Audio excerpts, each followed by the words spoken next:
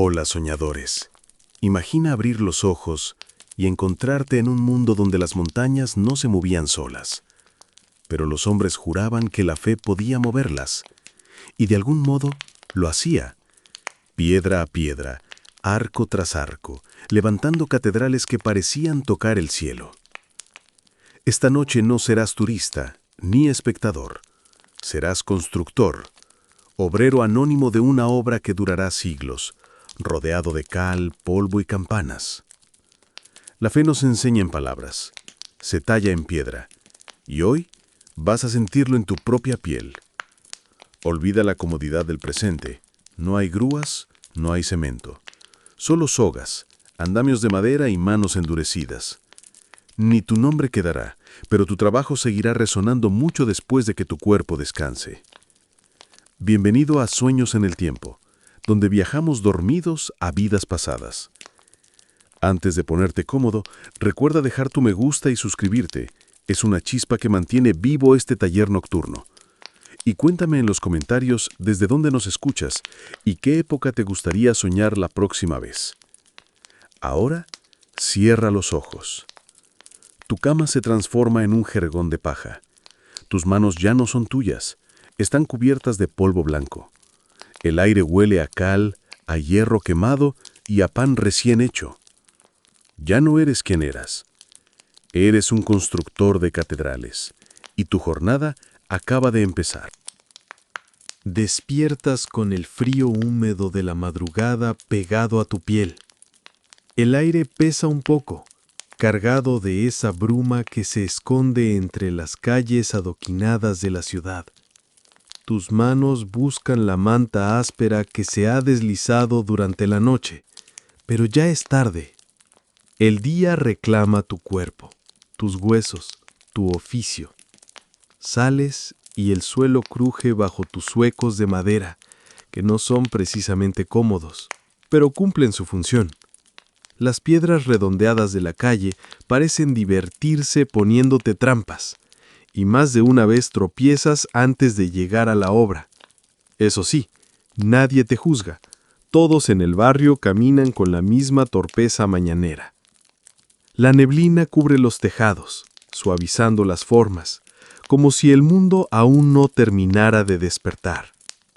Entre esa niebla escuchas el tañido de una campana, lenta, profunda, proveniente del convento vecino.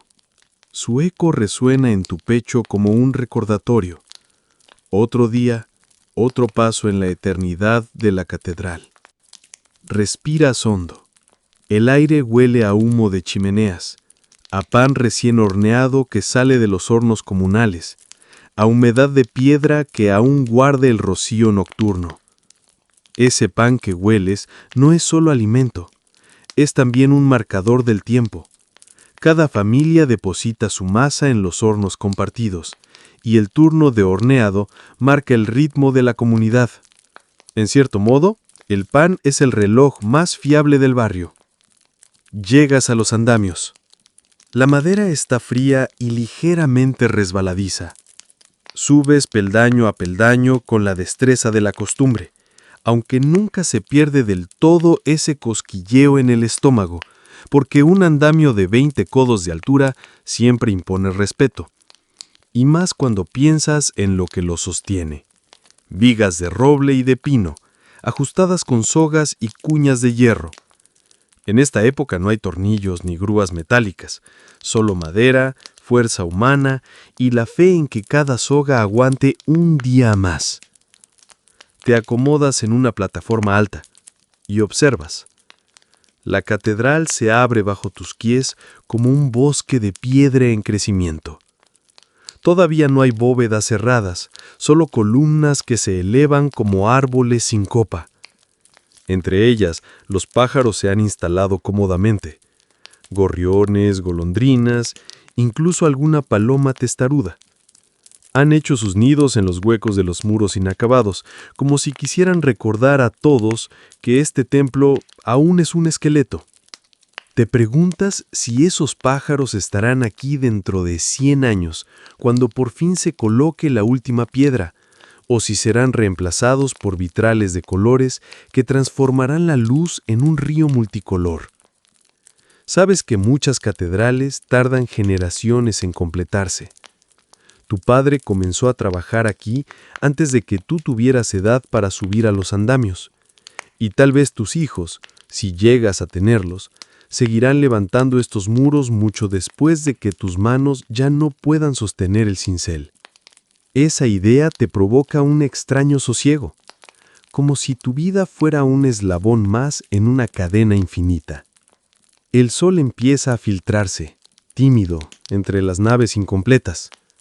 Los rayos se cuelan por huecos abiertos en los muros y se estiran como bostezos dorados sobre el polvo suspendido. La luz hace visibles partículas diminutas que flotan en el aire. Polvo de caliza, de madera, de yeso, polen de un bosque artificial. Y tú lo respiras cada día, hasta el punto de que ya ni lo notas. Quizás la nariz lo nota más que tú, porque los estornudos de la mañana ya son parte de tu rutina. Desde arriba observas la ciudad. Los techos de paja y tejas rojas se pierden entre la neblina. Ves cómo las mujeres se apresuran a las fuentes para llenar cántaros de agua, cómo los niños corretean tras una pelota de trapo, cómo algún perro husmea entre los restos de comida arrojados a la calle. Todo late alrededor de la catedral como si fuese su corazón, o al menos como si fuese su centro de gravedad. El silencio de la altura te permite escuchar mejor. El martilleo aún no ha comenzado, pero ya suenan murmullos, pasos, voces de compañeros que llegan poco a poco. Alguno bosteza tan fuerte que parece invocar al Espíritu Santo. Otro carraspea con esa tos grave que solo el polvo de piedra sabe regalar. Y tú sonríes, porque aunque a veces la fatiga te pese, reconoces que hay algo hermoso en este coro improvisado de hombres cansados. Un pensamiento curioso te cruza. Los andamios, de alguna manera, son más frágiles que lo que sostienen. La catedral permanecerá siglos, pero las maderas que hoy pisas se desharán en pocos años, como si fueran huesos temporales que dan forma a un cuerpo inmortal. Y en esa paradoja encuentras cierto consuelo. Tu trabajo no es eterno, pero sí lo es lo que ayudas a levantar. Cierras un momento los ojos. El aire frío acaricia tu rostro.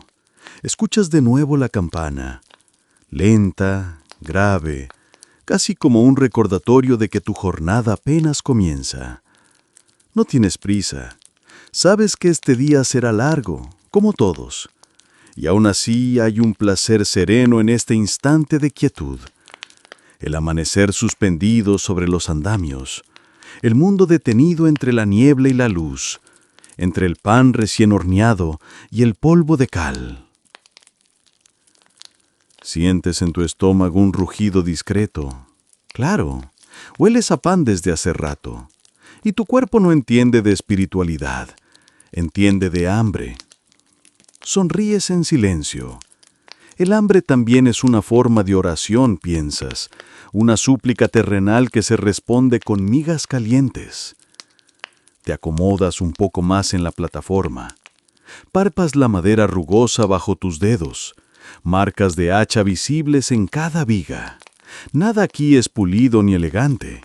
Los andamios son vastos, pero eficaces. Y eso basta. En tu mente se desliza un pensamiento travieso. Si algún día los futuros feligreses pudieran ver cómo se sostiene la catedral antes de estar terminada, quizás se arrodillarían 2 veces. Una para rezar y otra para no caerse del susto. El murmullo de los compañeros aumenta. Alguien suelta una broma sobre quién traerá más polvo en la barba al final de la jornada. Otro comenta que su mujer ha visto ratones en la despensa y que los ratones parecen más gordos que él. Ríes con suavidad porque la vida cotidiana también se cuela entre las piedras sagradas. Los pájaros inquietos con tanto movimiento baten las alas. Uno de ellos te sobrevuela y deja caer un recuerdo demasiado líquido en tu hombro. Suspiras resignado.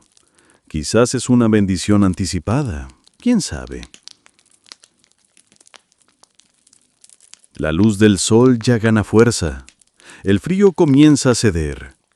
Y tú sientes que el día te llama. Pronto bajarás hacia el taller, donde el verdadero latido de la obra comenzará a sonar en piedra y hierro. Pero por ahora aún disfrutas de este momento suspendido entre la niebla y la claridad, entre lo efímero del andamio y lo eterno de la catedral. Y así, con el polvo en los pulmones y la campana aún vibrando en tu pecho, comienza tu jornada. Bajas de los andamios con cuidado, sintiendo cómo la madera húmeda cede levemente bajo tus pasos. El rocío todavía impregna las vigas y cada crujido se mezcla con tu respiración contenida. El aire frío golpea tus mejillas mientras desciendes, y poco a poco, conforme te acercas al suelo, el silencio del amanecer se transforma en un murmullo más vivo. Voces, herramientas, el eco metálico que anuncia que el taller ya está despierto. Caminas hacia él con pasos firmes. El suelo adoquinado está manchado de cal, de polvo, de barro arrastrado por las botas de quienes han pasado antes que tú. El olor cambia también. Deja atrás el humo de las chimeneas y el pan recién horneado para volverse más áspero, más seco, caliza molida, piedra recién rota. Es un olor áspero en la nariz que se queda pegado en la garganta como si intentara hacerte recordar a cada respiro que hoy tu oficio no es suave ni delicado. Cuando llegas al taller de canteros, lo primero que te golpea no es el polvo, sino el sonido. El mazo contra el cincel resuena una y otra vez, rítmico, casi como un latido. Toc, toc, toc.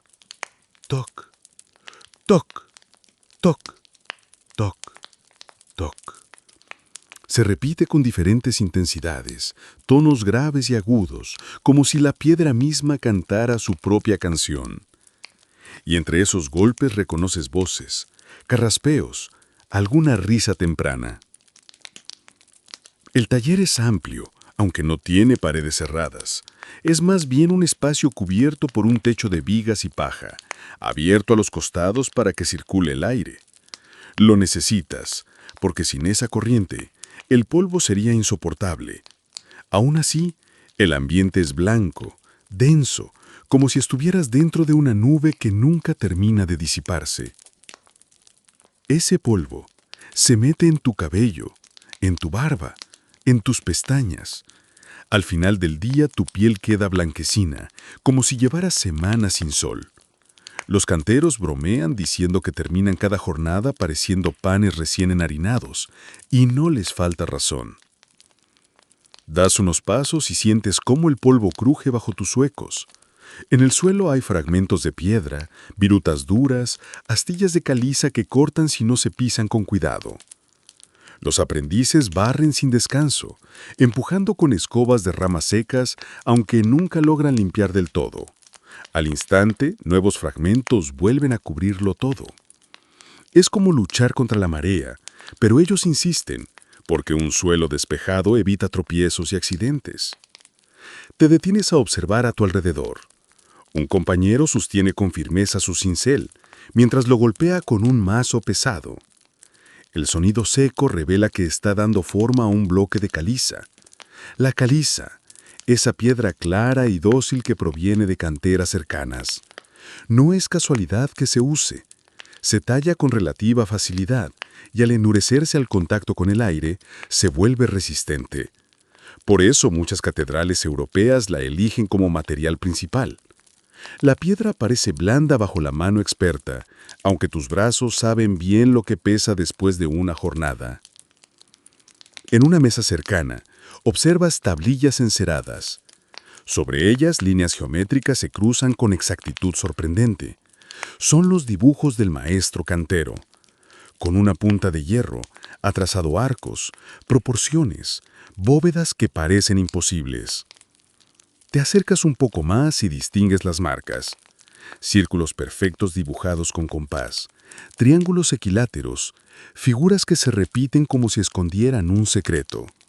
Los maestros canteros usan estas tablillas junto con plantillas de madera y cuerdas empolvadas de carbón. Al tensar la cuerda y soltarla contra la piedra, el carbón deja la marca exacta de la proporción. Esa precisión matemática parece magia a ojos de muchos, aunque para ti ya se ha vuelto costumbre. A un lado, un grupo de aprendices observa atentamente. Sus ojos siguen los movimientos del maestro como si fueran palabras sagradas. Uno sostiene una cuerda, otro toma medidas con una regla de madera, otro anota símbolos en una tablilla. La escena te recuerda por un instante a un aula, aunque aquí las lecciones se tallan en piedra y un error puede significar semanas de trabajo perdido. Sigues caminando entre los bloques. Algunos esperan en bruto, aún con marcas de la cantera. Otros ya tienen formas delicadas. Un capitel descansa sobre un banco de trabajo. Su superficie muestra hojas de acanto talladas con detalle que se curvan hacia afuera como si estuvieran vivas. El motivo vegetal no es casual. La iconografía vegetal y animal es común en el arte gótico. Hojas, flores, bestias y figuras bíblicas conviven en la piedra. Se cree que la naturaleza entera se convierte así en un libro abierto que habla de lo divino. Pasas tu mano por la superficie del capitel.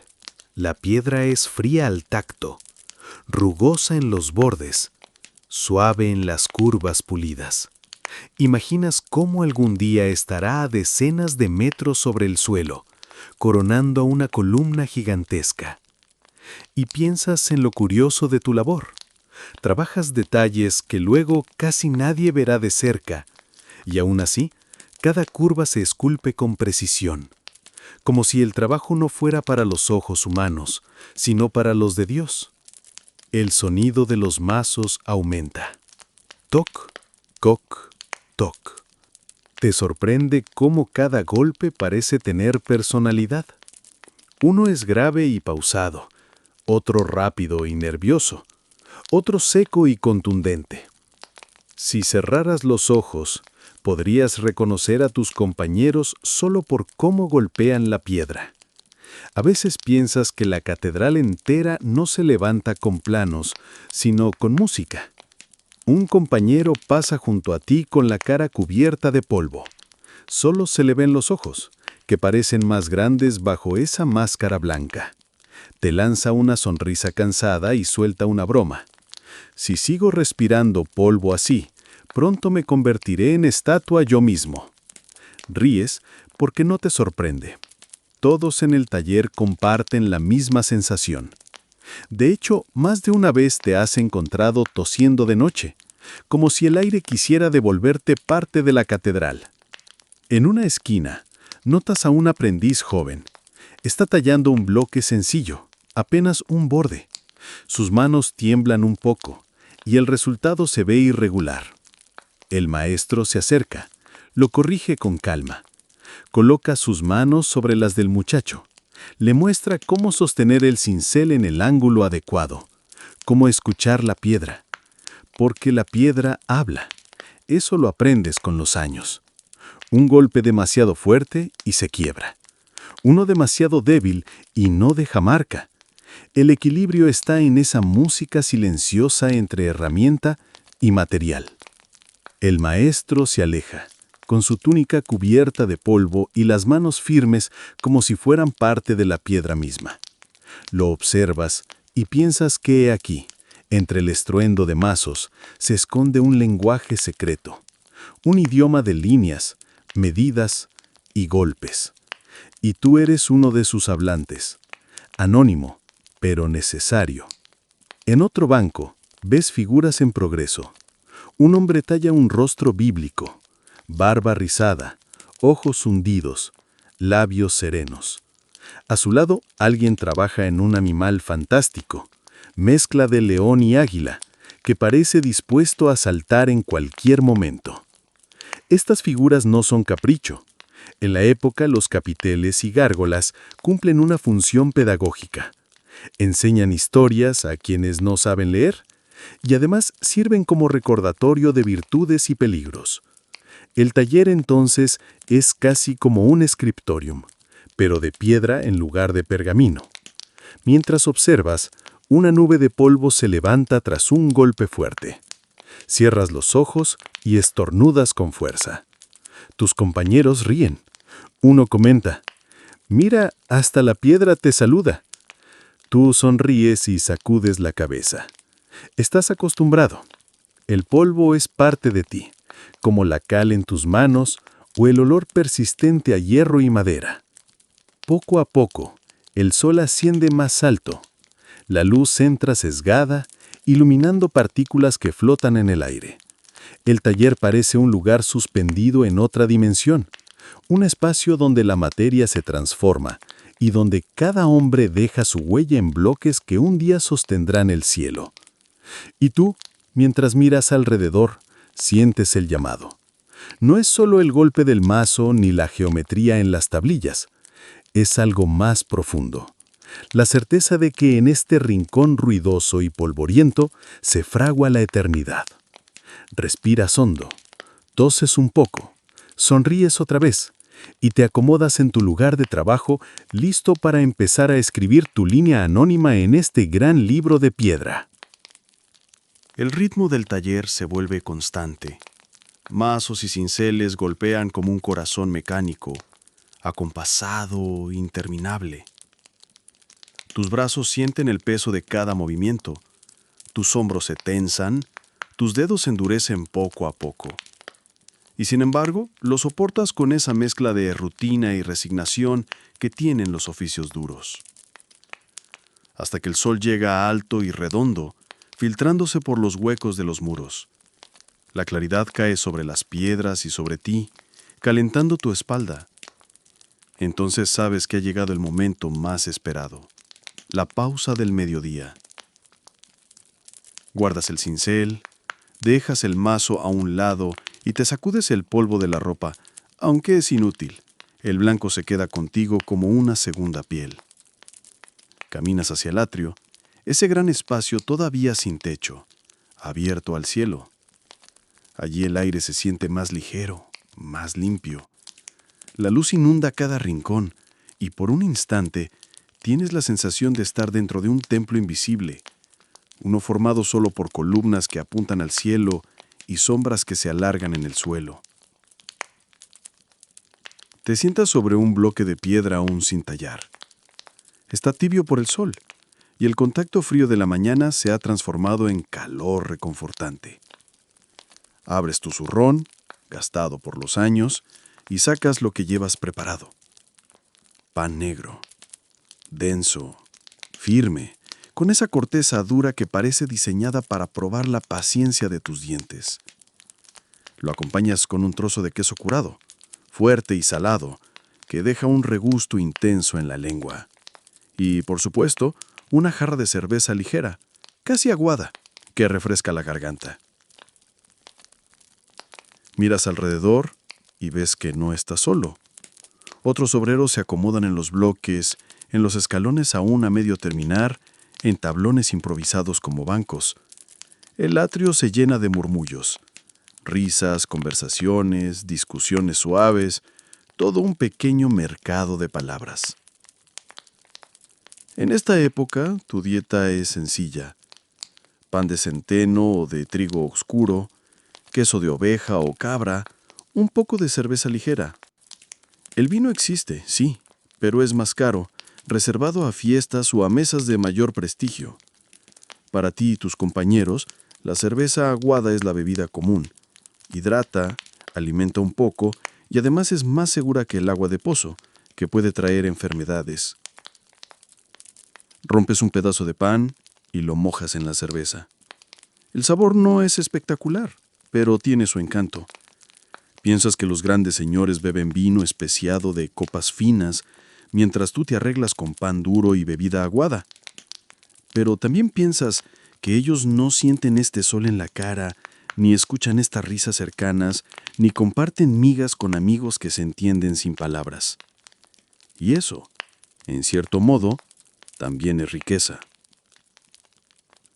Un compañero a tu lado abre su bolsa y saca un trozo de cebolla, que comparte con quien lo rodea.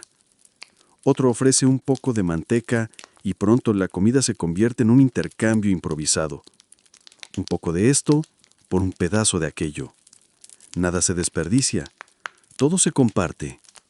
Es costumbre entre los obreros, porque en una época donde la comida no sobra, compartir asegura que nadie se quede con el estómago vacío. Muerdes el queso y notas la dureza contra tus dientes. Es fuerte, casi picante, como si concentrara la paciencia de la cabra que dio la leche. Y aunque tu pan sea oscuro y pesado, cada bocado sabe mejor porque lo comes acompañado.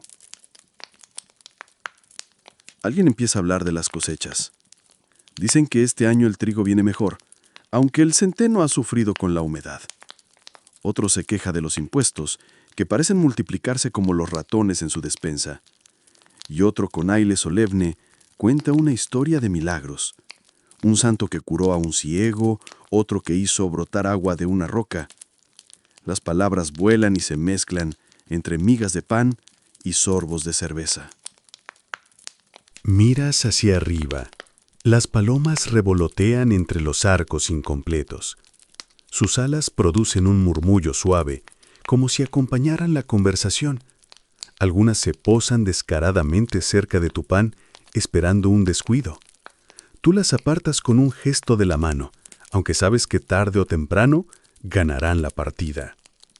Las palomas, al fin y al cabo, llevan siglos siendo las ladronas oficiales de las pausas de los obreros.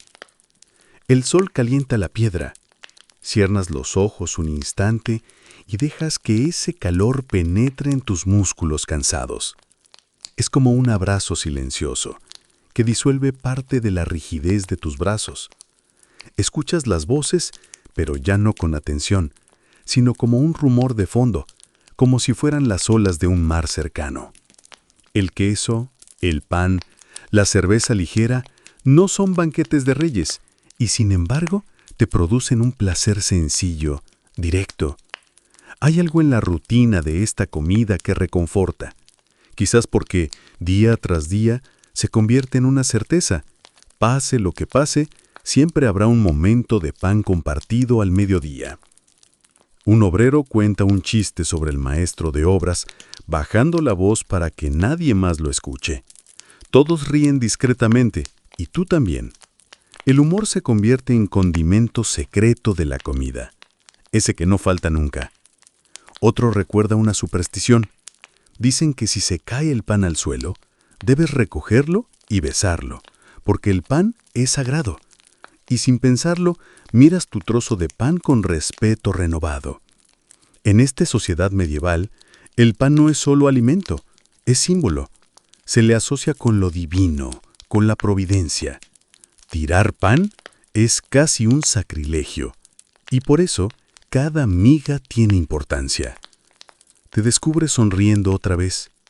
Quizás el secreto de este momento no está en el sabor, sino en la compañía. La comida se vuelve más ligera cuando se comparte. Uno de los aprendices jóvenes bosteza, con la boca tan abierta que parece que va a tragarse medio cielo. Le ofreces un trozo de pan y te mira agradecido. ¿Recuerdas cuando tú mismo eras aprendiz? Cuando cada bocado sabía a milagro. Ahora, aunque tu estómago ya está acostumbrado a estas comidas, sigue habiendo un toque de gratitud en cada mordisco. El sol sigue avanzando. La luz se refleja en las piedras blancas y te obliga a entornar los ojos. El calor comienza a ser intenso, pero lo prefieres al frío de la mañana. Miras las sombras que se proyectan en el suelo. Parecen dibujos extraños, geometrías nuevas. Quizás piensas, hasta las sombras quieren participar en la obra de la catedral. Alguien ofrece un trago más de cerveza de su jarra. La bebes y el líquido tibio baja por tu garganta como una caricia lenta. Te ríes por dentro al pensar que, con tanta agua que lleva, quizás podrías beber 3 jarras y seguir trabajando derecho, aunque tus piernas opinen lo contrario. La comida se acaba poco a poco. Los trozos de pan desaparecen, las cortezas de queso quedan reducidas a migajas. Los hombres suspiran, se estiran, se sacuden el polvo. La pausa termina. La jornada aún es larga y las piedras esperan. Pero antes de levantarte, te permites un último instante. Cierras los ojos, escuchas el murmullo de las palomas, sientes el calor de la piedra bajo ti. El pan compartido se ha terminado, pero el recuerdo de la compañía permanece. Y en ese breve silencio, sientes que tu oficio no es solo cargar piedras o tallar capiteles, sino también vivir estos momentos sencillos, tan necesarios como los cimientos mismos de la catedral. Abres los ojos, te pones de pie y sacudes las migas de tu ropa. El día sigue y las piedras reclaman tus manos. El murmullo de las conversaciones se va apagando cuando regresas al trabajo. El sol aún calienta tu nuca, pero ya no hay lugar para el descanso. Vuelves a tomar tus herramientas, ajustas tu postura y alzas la vista hacia los andamios que rodean los muros de la catedral. Y ahí lo ves, el maestro de obras. Su silueta se recorta contra la luz, como si estuviera hecha de otra sustancia, más sólida que la piedra misma. Camina con calma, pero con una firmeza que todos reconocen. Donde tú ves polvo y caos, él ve proporciones y equilibrio. Donde tú observas bloques apilados, él percibe muros que sostendrán siglos. Avanza con su vara de medir de madera en la mano, como un cetro. No es un adorno. Con ella señala, calcula, ordena. Cada movimiento suyo tiene un propósito. En la otra mano lleva un pergamino enrollado, que abre y cierra como si fuese un libro sagrado. En esas líneas de tinta está el mapa de lo que aún no existe. Cuando pasas cerca, bajas un poco la mirada, no porque te falte valor, sino porque en su presencia el respeto se convierte en instinto. El maestro de obras es figura respetada y temida. Sus ojos no se detienen demasiado en ti, pero cuando lo hacen, sientes que atraviesan tu ropa polvorienta y alcanzan hasta tus dudas más íntimas. Se detiene frente a un aprendiz y, sin levantar la voz, le indica que el ángulo de su corte está torcido. No hay insultos, no hay gritos, pero el joven se sonroja hasta las orejas. La corrección del maestro pesa más que un mazo. El Magister Operis no es solo un arquitecto, es ingeniero, matemático, administrador, mediador. Su papel va mucho más allá de los planos. Controla salarios, distribuye materiales, negocia con canónigos, escucha nobles y al mismo tiempo guía las manos de cientos de artesanos. Sin él, la catedral sería solo un montón de bloques confundidos. Lo observa subir a los andamios, ágil para su edad. Cada tablón cruje bajo sus botas, pero él parece no temer la altura. Desde allá arriba señala con su vara. Y los obreros ajustan poleas, corrigen niveles, refuerzan uniones. La obra entera se mueve como un organismo que responde a su voz. Baja un poco la cabeza cuando ves que ahora habla con dos dignatarios eclesiásticos. Sus ropas contrastan con el polvo del lugar. Telas finas, bordados dorados, rostros serios. Escuchan al maestro de obras con atención, aunque se permiten gestos de autoridad como si fueran ellos quienes realmente dirigen. Tú sabes la verdad. Sin el conocimiento del maestro, nada se elevaría. Pero también sabes que la catedral no es solo piedra, es fe, símbolo de poder y escaparate de influencia. Desde tu lugar, alcanzas a escuchar fragmentos de conversación. Los canónigos preguntan por los plazos, por los costos, por la grandeza que tendrá la fachada. El maestro responde con palabras medidas, firmes, como quien juega una partida de ajedrez con piezas invisibles. Y entiendes que su sombra se extiende más allá de los muros, abarca lo terrenal y lo divino, lo práctico y lo político. Un obrero junto a ti murmura una broma en voz baja. Dicen que el maestro tiene más secretos que el mismísimo arzobispo. No puedes evitar sonreír. El humor siempre encuentra un resquicio, incluso en la sombra más solemne. Aún así, sabes que no conviene dejarse llevar. El maestro escucha más de lo que parece. Un rumor inoportuno, una risa demasiado alta, y su mirada puede clavarse en ti como un cincel. No grita, no amenaza. Basta su silencio para recordar que la obra está por encima de todos. Vuelves a tu labor, pero no dejas de observarlo de reojo. Hay algo en él que te atrae, algo que te hace querer comprender cómo ve lo que tú no ves. Su pergamino está lleno de líneas rectas, curvas perfectas, ángulos imposibles que de alguna forma se convierten en realidad bajo sus órdenes. ¿Cómo logra imaginar una bóveda que aún no existe? ¿Cómo consigue que la piedra obedezca a la geometría? El maestro baja de los andamios y camina hacia donde trabajas. Tu corazón se acelera. ¿Será que notó tu corte? ¿Que vio un error en tu talla? Ajustas tu herramienta, te concentras, sudas. Se detiene a tu lado. Su sombra cubre tu bloque de piedra. Mide con su vara, observa con sus ojos claros. No dice nada al principio, y ese silencio se vuelve insoportable. Luego, asiente apenas y sigue su camino. Respiras, por fin. No era reprensión, sino aprobación. Un gesto tan mínimo, pero que pesa como una bendición. Te descubres erguido, orgulloso, aunque nadie más lo haya notado. Piensas en lo que significa su presencia. Él no levanta cada piedra, no carga maderos, no mezcla larga masa. Y sin embargo, todo se hace bajo su voluntad. Su sombra dirige la obra entera, tanto como la luz del sol marca el tiempo del día. Otro aprendiz, un muchacho nervioso, tropieza con un cubo de cal. La mezcla se derrama, manchando sus piernas. El joven palidece, seguro de que la ira del maestro caerá sobre él.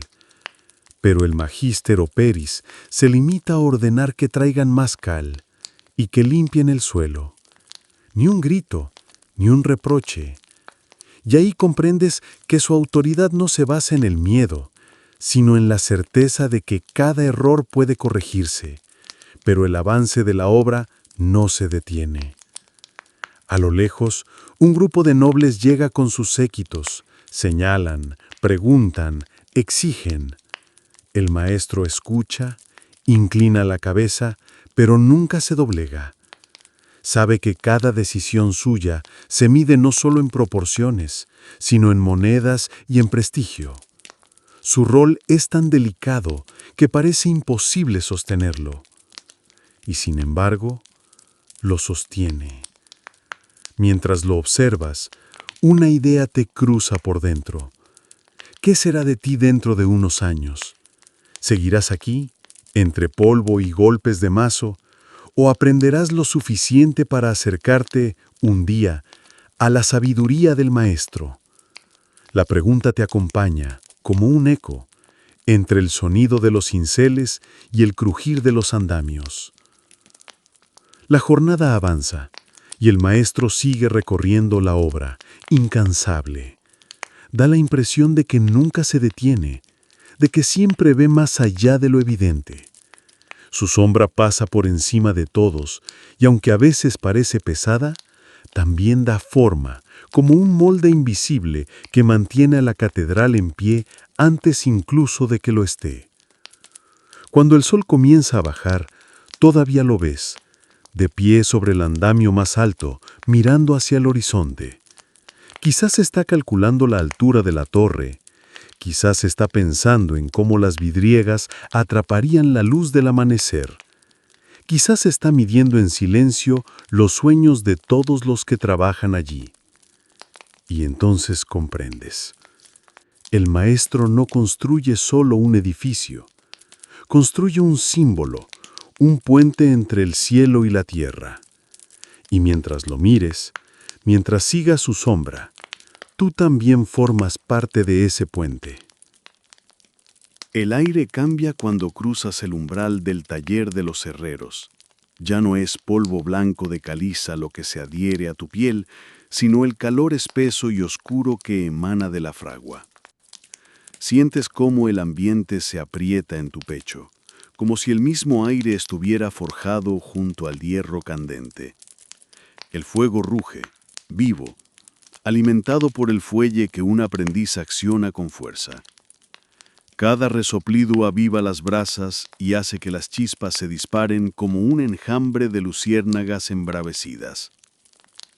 El martilleo constante marca el compás. Clan, clan, clan. Es un ritmo metálico que se mezcla con tu respiración. Te acercas y ves a un herrero con los brazos desnudos, musculosos, cubiertos de hollín y sudor. Su rostro brilla bajo la luz rojiza mientras sostiene unas tenazas con las que extrae una barra incandescente. La coloca sobre el yunque y sin dudar desata una lluvia de golpes que hacen vibrar el suelo bajo tus pies. Cada martillazo no solo da forma al hierro, también marca el tiempo del taller. Es como si los yunques fueran campanas y el fuego su coro. En cada golpe reconoces una decisión: enderezar, curvar, afilar. Y de esas decisiones nacerán clavos, bisagras, puntas de compás, herramientas sin las cuales la catedral jamás se alzaría. Los herreros medievales eran esenciales en toda gran obra. No solo producían clavos y cerrojos, sino que forjaban herramientas de precisión para canteros y carpinteros. Cada compás, cada escuadra, cada cincel era una prolongación de sus manos negras de hollín. Sin ellos, la geometría quedaría atrapada en los pergaminos. Te acercas demasiado y una chispa salta hasta tu brazo. Te sobresaltas, sueltas un bufido y los herreros cercanos ríen con estrépito. Uno de ellos te guiña un ojo y dice: «No es nada, muchacho, las chispas solo muerden a los distraídos». El humor aquí es tan caliente como el hierro, rápido, chispeante y un poco doloroso. En un rincón, un herrero más viejo martillea con paciencia la curva delicada de una bisagra. Su concentración es tal que parece estar rezando. Cada detalle importa, porque una bisagra mal hecha podría fallar, y con ella la puerta de roble que protege la entrada principal. Aquí el hierro no se improvisa. Cada forma debe resistir siglos de uso y de fe. El olor es penetrante: hierro quemado, carbón ardiente, sudor humano. No es desagradable, pero es intenso. Un perfume que te recuerda constantemente dónde estás, en el vientre ardiente de la construcción.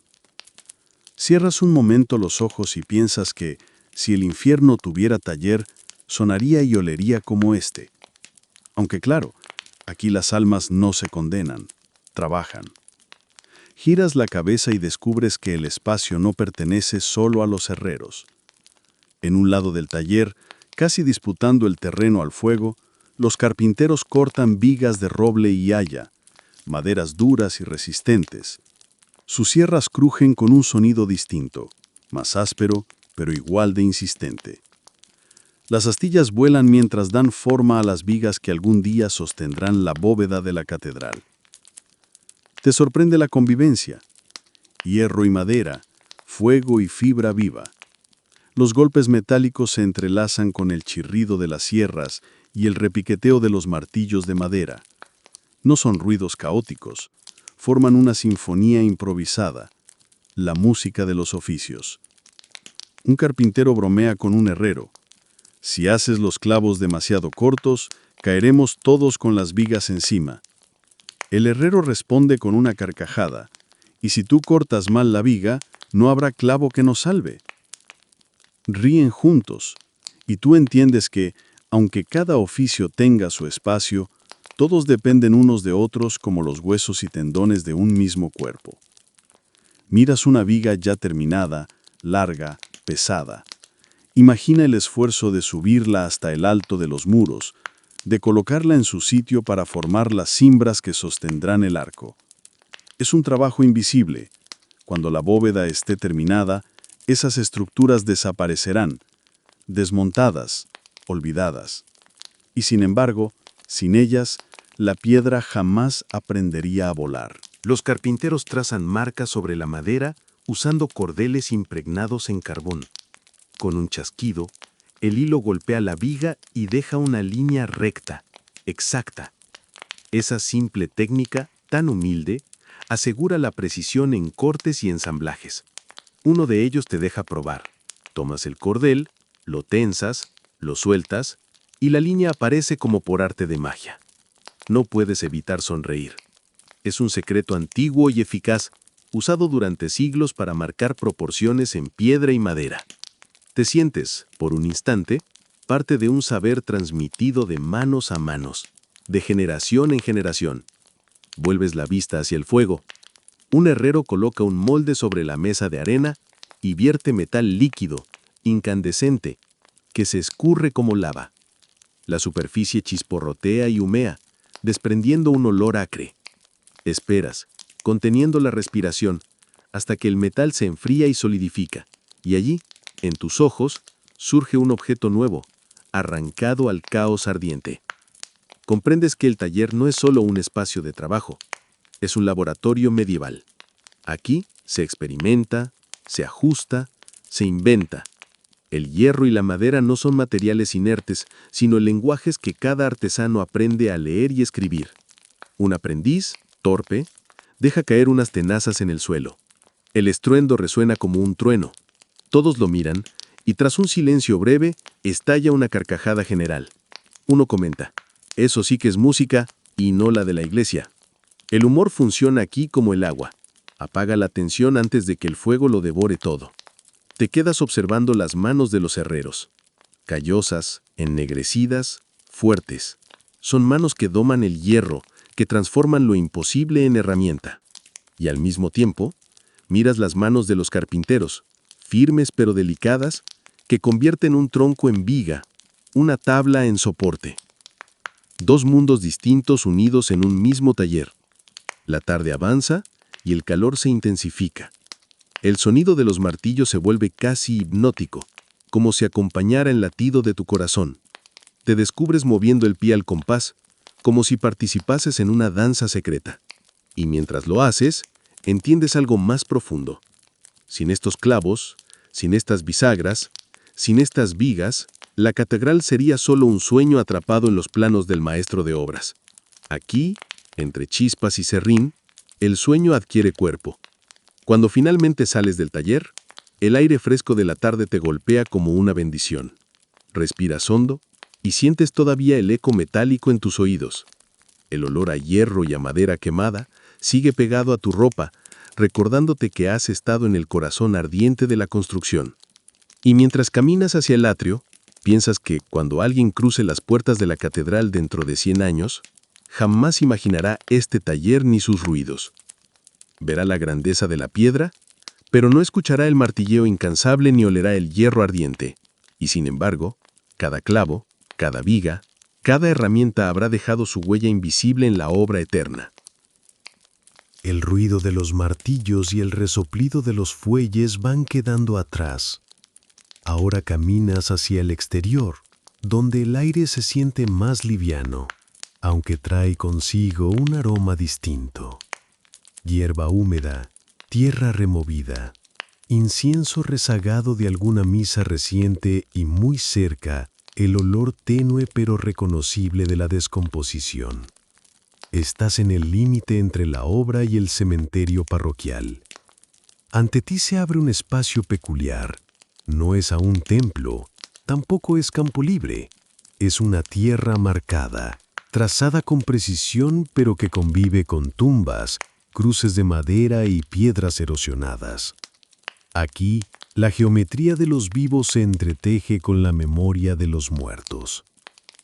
Lo primero que ves son las cuerdas tensadas, sujetas con estacas de madera, que dibujan en el suelo líneas rectas invisibles a simple vista pero imprescindibles para el futuro del templo. Los maestros las tensan con cuidado, corrigen desviaciones, repiten medidas. Cada cuerda es un límite, un esqueleto en espera de carne y hueso de piedra. A su lado las plomadas cuelgan, inmóviles como si desafiaran el viento. Un cordel, un peso de plomo y la certeza de la vertical absoluta. Sencillo y perfecto. Con esas herramientas los maestros de obras traducen sueños a proporciones, asegurando que el diseño que vive en el pergamino pueda desplegarse en la tierra misma. Te detienes un momento a observar cómo el Magister Operis explica a los aprendices las razones de cada línea. No habla solo de medidas, habla de armonía, de proporciones, de correspondencias entre cielo y tierra. Te sorprendes cuando traza con un compás una figura sobre el polvo y pronuncia palabras solemnes. El círculo es el símbolo de lo divino, el cuadrado el del hombre. Entre ambos se levanta la catedral. Las catedrales no eran levantadas al azar. Su planta se basaba en cálculos geométricos heredados de la tradición pitagórica y revestidos de simbolismo religioso. La geometría no era solo técnica, era teología encarnada en piedra. A tu alrededor, sin embargo, la vida no se detiene para admirar la precisión matemática. Un grupo de niños corretea entre las tumbas, esquivando cuerdas y estacas como si fueran obstáculos de un juego. Uno de ellos pisa sin querer una marca en el suelo y un aprendiz le grita: ¡Eh, mocoso! ¡Ahí va un pilar!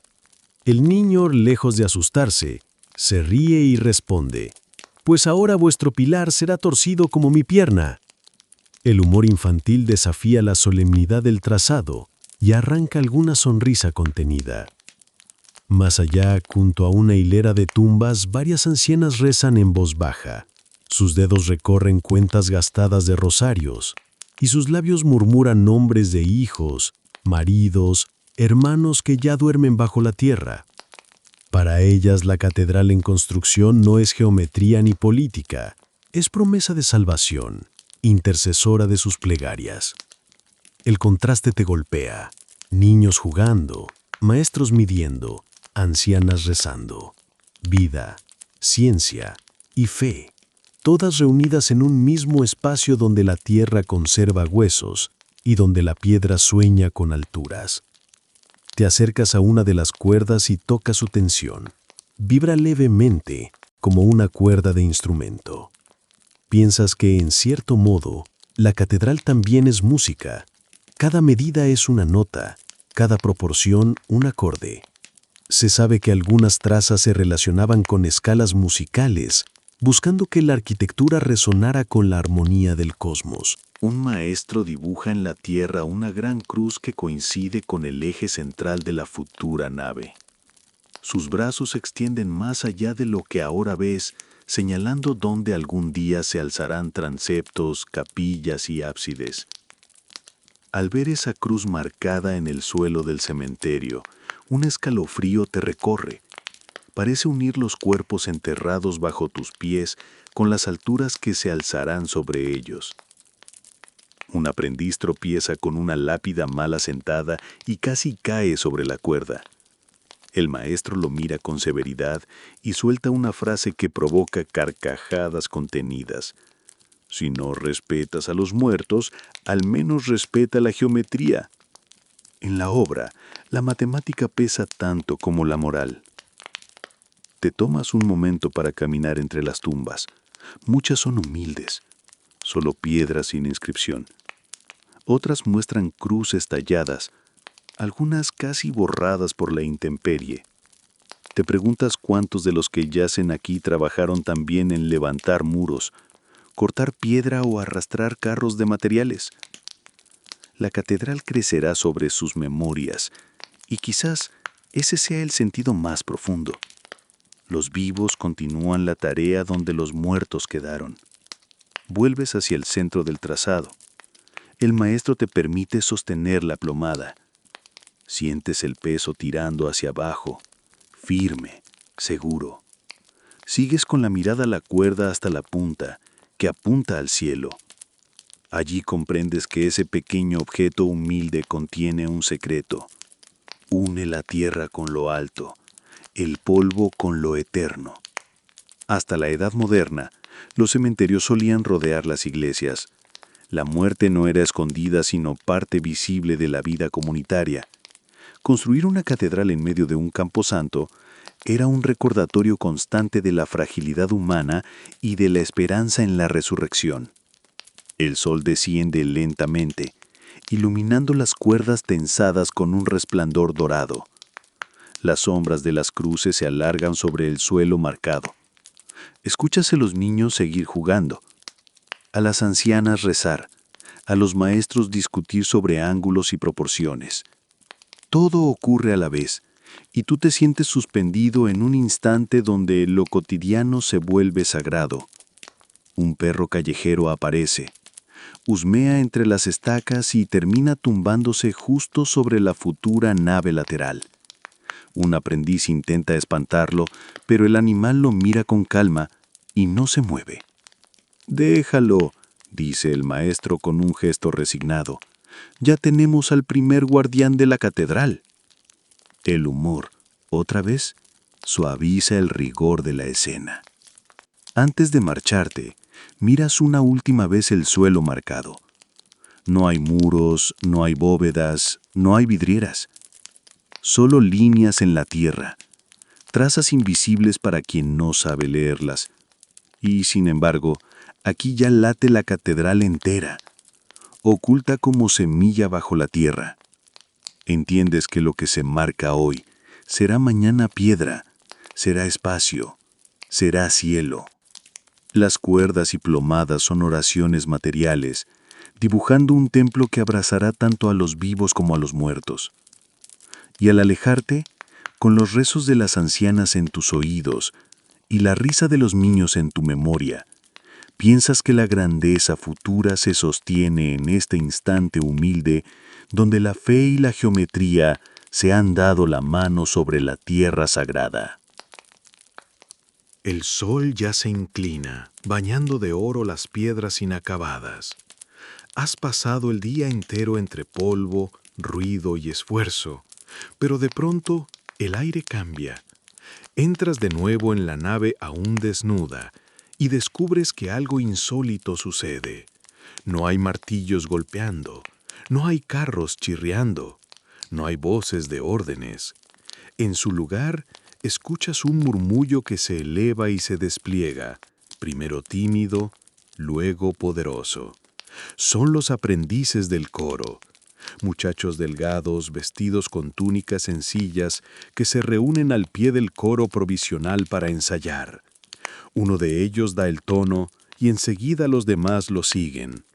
No hay instrumentos, no hay ornamentos, solo voces humanas que buscan encontrarse en un mismo pulso. Y en cuanto el canto se extiende, algo mágico sucede. Las paredes desnudas, apenas levantadas, devuelven el sonido como si ya fuesen cúpulas acabadas. Te quedas inmóvil, no eres el único. También otros obreros se han detenido en mitad de su faena. Uno sostiene todavía un martillo a medio levantar, otro apoya una viga en el suelo sin prisa. Es como si todos entendieran al mismo tiempo que ese canto no es ruido añadido, es el sentido mismo de lo que construyen. Las voces ascienden en un canto gregoriano, monódico, grave, con esa cadencia que parece no pertenecer a la tierra sino a otro mundo. Cada sílaba se alarga, cada nota se funde en la siguiente, hasta que el aire mismo parece temblar.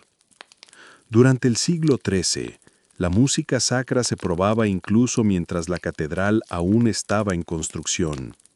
El canto gregoriano, heredero de la liturgia romana, servía tanto para ensayar la acústica como para impregnar el espacio de sacralidad desde sus primeros muros. De pronto, uno de los muchachos entra con una segunda voz y luego otro lo imita.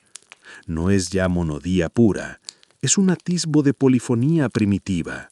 2, 3 líneas que se cruzan, que se buscan y se encuentran, generando un efecto sorprendente, una riqueza sonora que parece mucho mayor de lo que el pequeño grupo podría producir. Sientes un escalofrío en la nuca. No entiendes de teoría musical, pero reconoces la belleza cuando se te impone. Y esta belleza no pide permiso, te atraviesa, te sacude, te arranca de tu cansancio y te eleva. Miras hacia arriba, el polvo en suspensión, iluminado por la luz oblicua de la tarde, brilla como oro fino. Cada partícula parece danzar al compás del canto, como si el aire mismo celebrara. Por un instante, el templo aún incompleto parece ya consagrado, como si no hicieran falta más piedras ni más techos, basta el canto. Un compañero a tu lado murmura, escuchas, parece que los ángeles se han mudado antes que el obispo. El humor de los obreros no desaparece ni siquiera en los momentos más solemnes, pero esta vez notas que hasta su broma suena como reverencia. El maestro de obras aparece también, atraído por el sonido. No interrumpe, no ordena nada, solo cruza los brazos y escucha, con los ojos fijos en las paredes que devuelven el eco. Tú sabes lo que piensa. Está midiendo la acústica, comprobando si la nave responde como debe, si los cálculos geométricos que trazó en el suelo ahora se convierten en música tangible. Pero aunque su gesto sea técnico, su rostro lo delata. También él está conmovido. Un aprendiz de coro se equivoca, entra a destiempo, y todos los demás se miran con gesto serio. El director frunce el ceño, pero de inmediato continúa, como si nada. Uno de los obreros a tu lado no puede evitar un comentario en voz baja. Si yo tallara piedra como este canta, la torre se nos vendría abajo antes de la misa. La risa contenida corre entre los hombres, un alivio breve en medio de tanta solemnidad. El canto vuelve a crecer, ahora más seguro, más pleno. Las voces no son perfectas. Algunos se adelantan, otros titubean, pero el conjunto vibra como si algo mayor lo sostuviera. ¿Te sorprende pensar que esa música, frágil y humana, es capaz de llenar un espacio que todavía carece de bóvedas? Cierras los ojos. El eco se desplaza de muro a muro, rebota, se multiplica, hasta que no sabes si el sonido viene de ellos, de los muchachos o del mismo aire. Cuando vuelves a abrirlos, sientes que no estás escuchando solo a un grupo de jóvenes, sino a la propia catedral, que empieza a tener voz incluso antes de tener techo. La polifonía del siglo XIII era todavía rudimentaria, pero marcaba un cambio profundo. A través de ella, el hombre medieval buscaba reflejar la multiplicidad de la creación y el orden divino en la música. La arquitectura y la música compartían así el mismo objetivo: encarnar lo invisible en formas sensibles. El sol sigue bajando. Sus rayos entran por los huecos donde algún día habrá vidrieras, y en su ausencia el resplandor es más crudo, más directo. Pero cuando se mezcla con el canto, incluso esa crudeza se vuelve hermosa. Piensas en las horas, en los días, en los años que llevas o llevarás en este lugar, en los callos de tus manos, en las astillas, en el sudor y el cansancio, y de pronto todo cobra un sentido más hondo. La piedra que levantas no servirá solo para sostener techos, sino para multiplicar este eco sagrado. Cada bloque que arrastras será cómplice de una música que no te pertenece, pero que te trasciende. Los muchachos terminan una pieza. El silencio que sigue es casi más poderoso que el canto mismo. Nadie aplaude, nadie habla. Es un silencio reverente, lleno. Luego, poco a poco, Las conversaciones regresan. Los martillos se levantan otra vez. El polvo vuelve a ser polvo, y el día sigue su curso. Pero en ti queda grabado algo, el recuerdo de que una catedral no empieza a ser templo cuando se coloca la última piedra, sino cuando suena la primera voz. Antes de marcharte, miras atrás una vez más. Los aprendices se ríen entre ellos. Alguno estornuda por el polvo. Otro se rasca la cabeza confundido con una nota. Son solo chicos, con sus torpezas y su humanidad. Pero cuando cantan, se convierten en heraldos de algo que ni tú ni ellos pueden explicar del todo. Sales al exterior con el corazón distinto, como si llevaras dentro un eco prestado. Y mientras la tarde declina, comprendes que la catedral aún desnuda ya está viva, porque ya ha comenzado a cantar. El trabajo de la jornada aún resuena en tu cuerpo, pero al acercarte a la explanada del mercado, todo se transforma. El aire cambia de olor. Ya no huele solo a cal, madera y hierro, sino a especias, pescado seco, sudor humano, y a esa mezcla indescriptible de lana, cuero y humo que parece ser el perfume oficial de cualquier mercado medieval. Las voces se superponen como olas, un ir y venir de gritos, ofertas y regateos. Allí, bajo toldos improvisados, descubres un mundo tan vibrante como la propia catedral en construcción. Un hombre grita a tu oído: «¡Lino fresco! ¡Lino de Flandes! ¡Más suave que la piel de un santo!». Tú lo miras con escepticismo. Sabes que ese lino ha viajado mucho, sí, pero no precisamente en los brazos de un ángel. Lo tocas, y aunque es áspero comparado con lo que promete, admites que tiene resistencia. Tal vez tu esposa podría convertirlo en una túnica que dure más que tus sandalias. Al lado, otro vendedor ofrece pescado seco.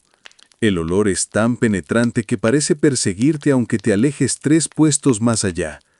«¡Bacalao! ¡Arenque! ¡Directo del Mar del Norte!», proclama con entusiasmo.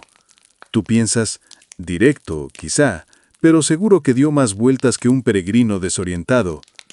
El humor, inevitable, surge entre obreros que pasan y bromean diciendo que si el bacalao canta tanto como los aprendices del coro, podría bendecirse solo. Entre el gentío aparecen especias: pimienta negra, azafrán, canela, pequeños montículos guardados como tesoros. El mercader, con acento extranjero, asegura que vienen de más allá del Mediterráneo, de tierras que solo conoces por historias. Te acercas curioso, pero el precio te hace retroceder como si hubieras tocado brasas. Una pizca de pimienta cuesta más que tu salario semanal. Te ríes para tus adentros. Con razón dicen que la pimienta es negra. Es el color de la pobreza que deja tras de sí. Históricamente, las especias eran uno de los bienes más codiciados en el siglo XIII. Llegaban a través de rutas largas y peligrosas, desde Oriente hasta los mercados europeos. Tenerlas en la mesa era un signo de prestigio reservado a nobles y burgueses acomodados. No lejos, una mujer vende velas de sebo.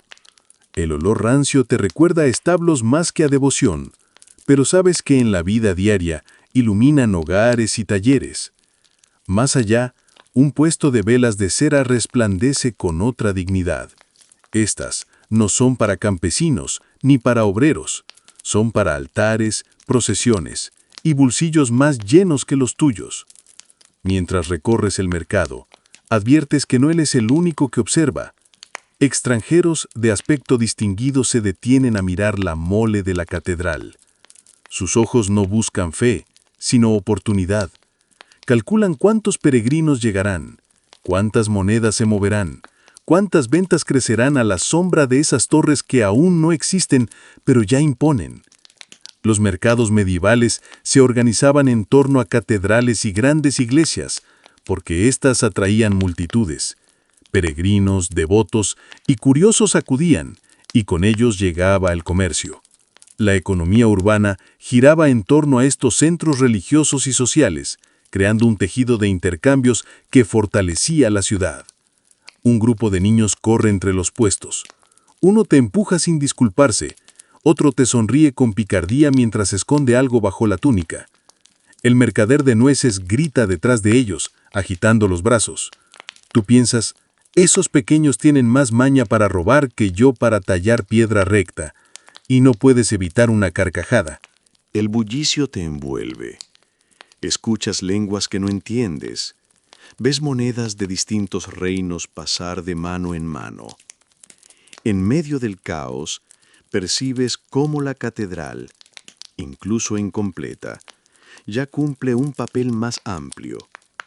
Es un faro, no solo espiritual, sino económico. Cada piedra levantada multiplica la riqueza que se mueve a su alrededor. Te cruzas con un colega que mastica un trozo de pan comprado allí mismo.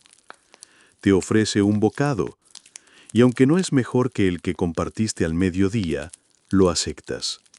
El sabor del mercado es distinto. No sabe a trabajo compartido, sino a intercambio, a movimiento, a vida urbana en ebullición.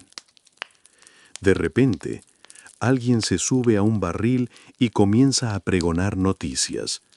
Un pregonero que informa sobre impuestos, decretos y, por supuesto, rumores. Dices para ti, el entretenimiento gratuito, cortesía del rey. Las noticias se transmitían así en la Edad Media, entre gritos de mercado y risas de oyentes.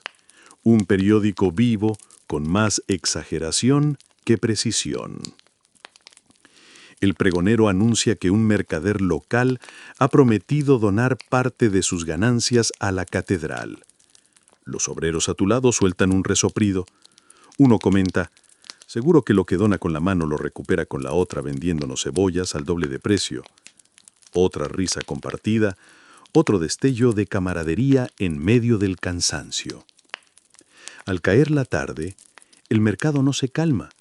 Al contrario, parece encenderse. Antorchas iluminan los puestos, los olores se intensifican y la multitud se aprieta más. Miras la catedral, oscura ya, silueta en construcción, y piensas que incluso en su sombra inacabada genera un pulso que no cesa. La jornada termina, pero el mercado sigue. Te retiras con las manos casi vacías y la cabeza llena de imágenes, los montones de lino, los sacos de pescado, el destello de las especias, las carcajadas de los niños, las discusiones de precios, las voces cruzadas de tantas lenguas.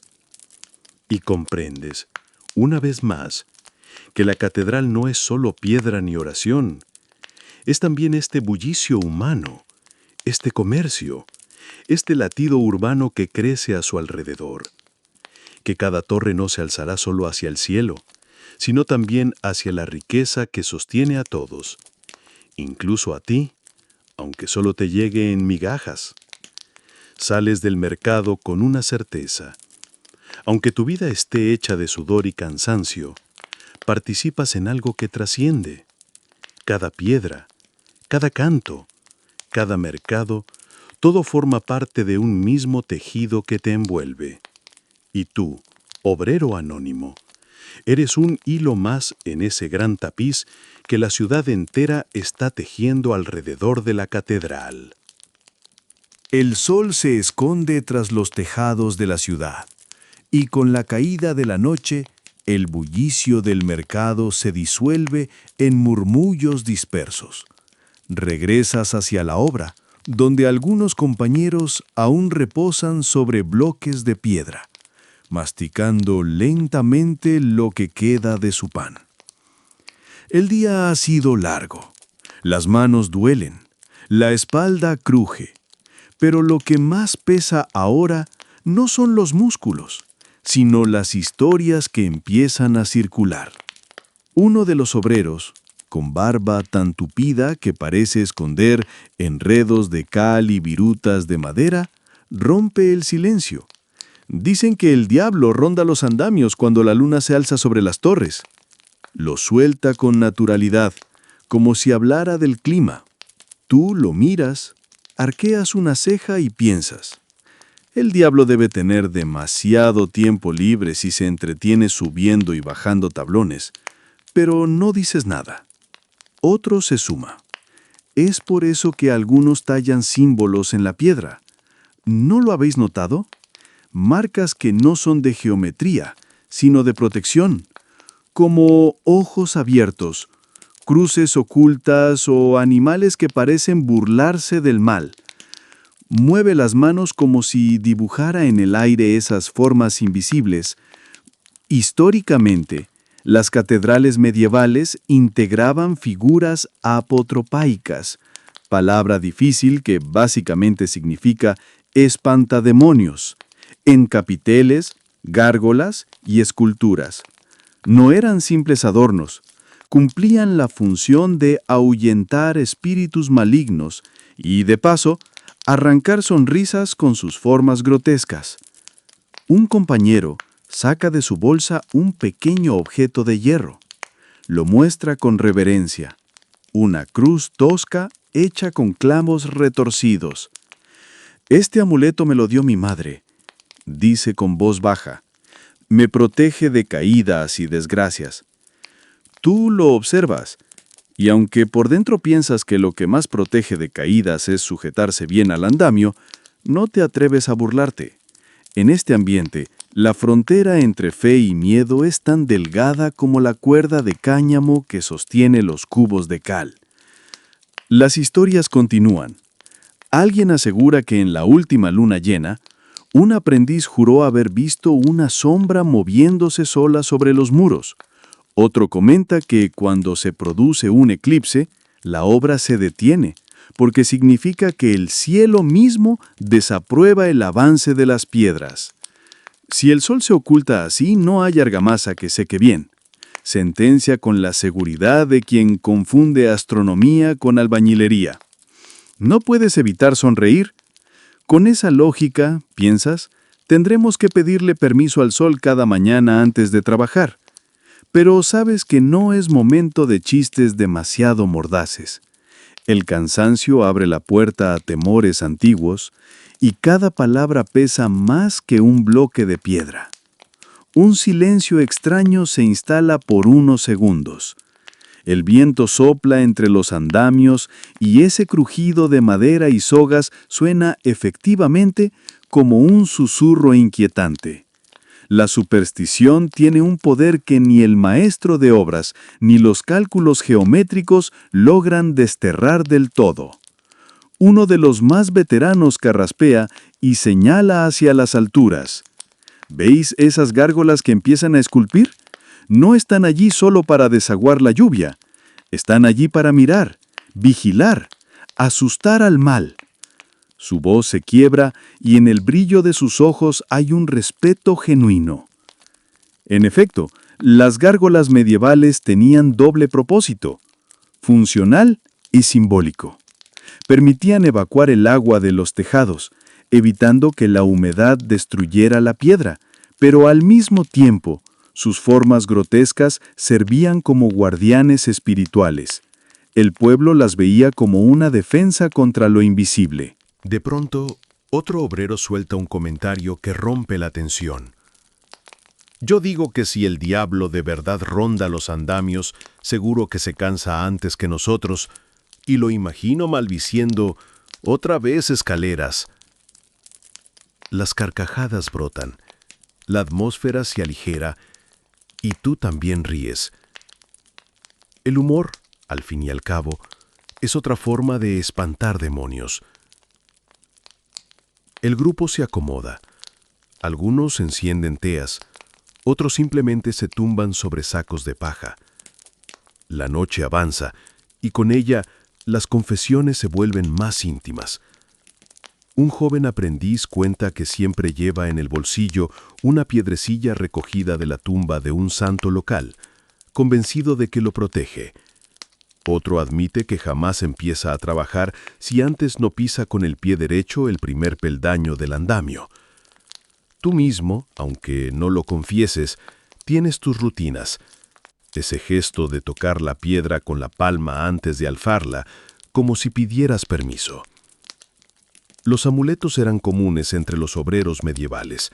Fragmentos de hierro, medallas bendecidas, bolsitas con hierbas, incluso huesos o dientes de animales.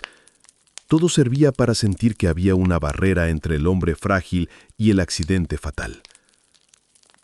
La conversación deriva a recuerdos de accidentes pasados. Uno narra cómo un compañero cayó del andamio salvándose milagrosamente porque una viga detuvo su caída.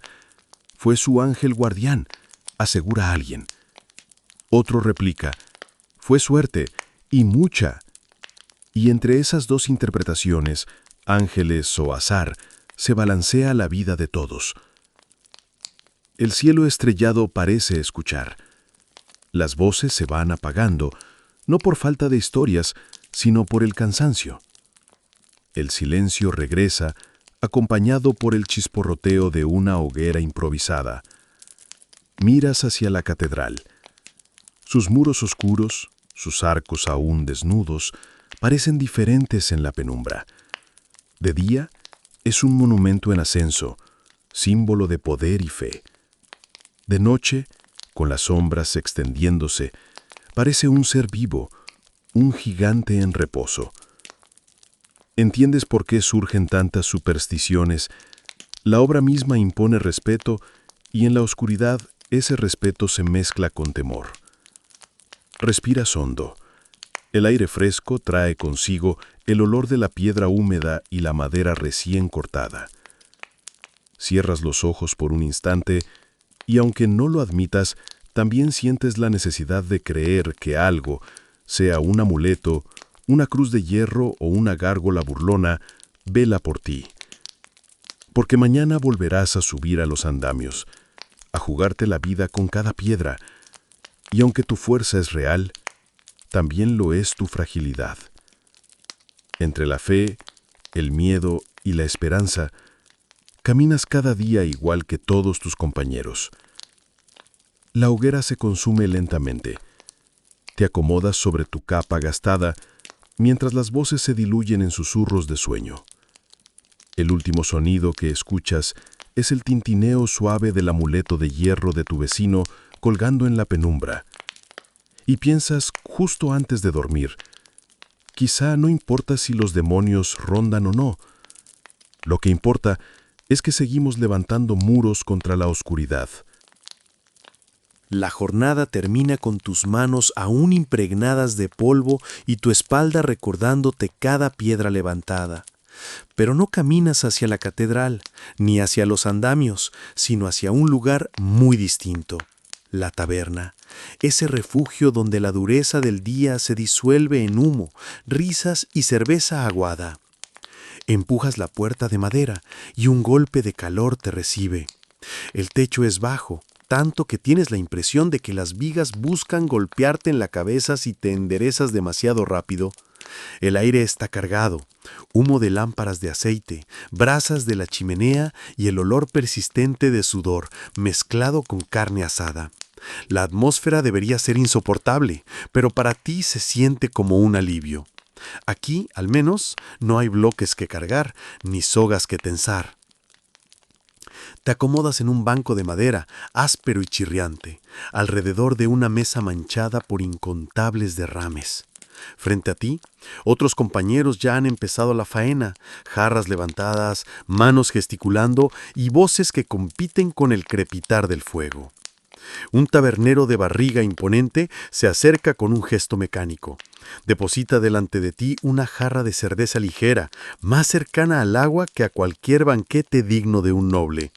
La bebes de un trago largo y aunque el sabor es ácido y turbio, agradeces la frescura que baja por tu garganta.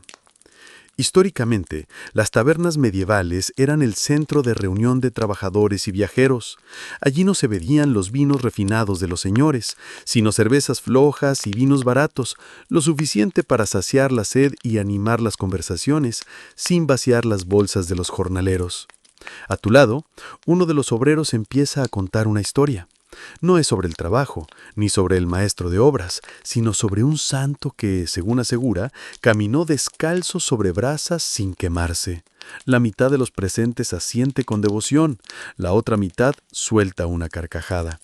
Tú no dices nada, pero en tu cabeza piensas que si de verdad el santo hizo eso, o estaba bendecido, o había bebido demasiado vino antes de intentarlo.